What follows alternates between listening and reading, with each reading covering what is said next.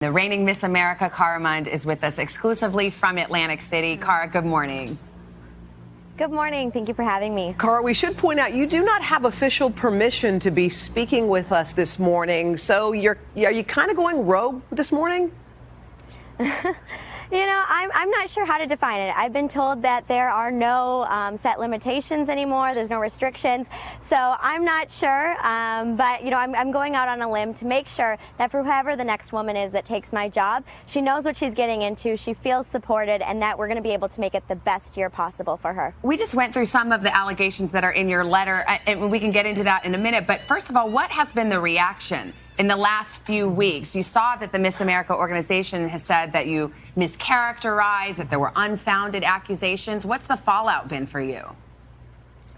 Yeah, you know, when that letter went public that I had to my sisters, I was nervous and I was scared. And for the organization to then come out and say that it wasn't true and, you know, that it needs to be handled privately while then going publicly with it on Twitter and, you know, all social media, it was tough. But coming to the competition, I felt the love and support across the nation.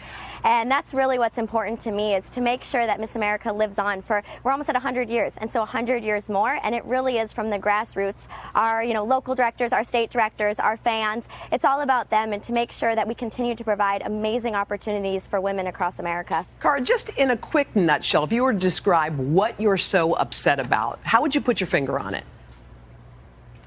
Oh, there was a lot of challenges this year, and any year as Miss America is challenging, but there were challenges that none of my sisters had had, and things that, you know, we really wanted to make sure were changed when the new leadership came in.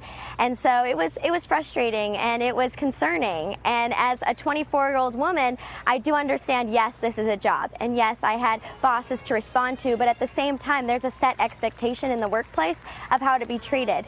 And, you know, it's this weird navigating at 24 years old what's appropriate and what's not. And so to be able to use my voice and to finally be able to go out and say, you know, this is what's been going on and I want to make it better for the next girl. Can I ask you, in your letter you said it was clear to you from the beginning there will only be one Miss America at a time, and she isn't me. So who are you saying was the Miss America in your organization? You know, there was a few different ones, and for opportunities that should have been saved for Miss America, for her to go out and promote what her cause is, to be able to use her voice. You know, I'm a product of this organization. It took me 4 years to win the state title, to become Miss America, and you have this dream of what the year is going to be, yeah. And unfortunately, you know, it just didn't necessarily happen the way that I had hoped. But Cara, you said in this letter, and it's a lengthy one, I mean, you called out Gretchen Carlson and said that you were actually given a set of mandatory talking points that you had to repeat in every interview. Do you remember what they were? I do very clearly, and there was 3 points. I actually had sent in a few talking points of things I wanted to say as Miss America.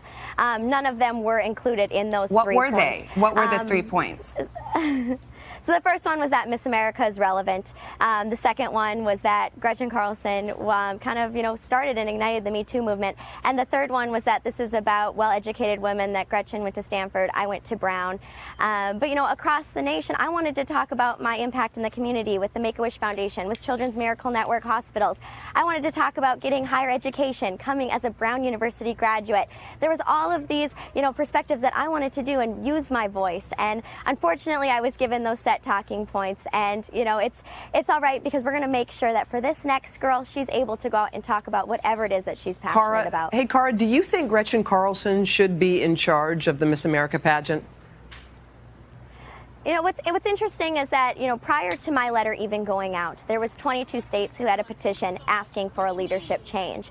And so my letter never ignited any of this. This was done by the states. And as Miss America, I serve as representation of them. You know, I wouldn't be a local contestant, I wouldn't be a state contestant, I wouldn't be Miss America if it wasn't for the hundreds and thousands of volunteers across America. But Cara, to Hoda's question, what do you think? Concerned. Yeah, because you're spunky, you can speak your mind. Yeah. What do you think? I know. You know, I do think with the lack of confidence, there does need to be a leadership change. And I think it comes from more than one individual. I think it's just the culture in general. And we are about promoting women. We're about giving scholarships, giving them the opportunity. And, you know, I don't think I would have the courage to come on and be able to talk if it wasn't for this organization. You're holding your crown Yeah. in your hand. You brought it this morning. Is there a reason for that? Or just holding on to it for these last couple more days? Yes, you know, when I won Miss America, it served as a symbol of my hard work and my dedication.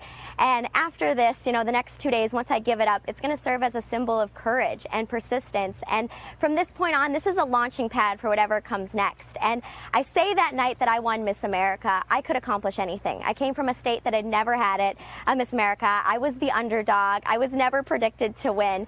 But I also never predicted the year that I'd have. And the courage, the support, you know, I'm ready to go out into the real world and to really be, you know, a strong, independent woman that makes a difference. Cara Mund, thank you so much. Congratulations on your year, and I know you're headed to law school. All right. Yes. You're ready to crack the books. Yeah, take Thank care. you. Thank Good luck. you. Yes.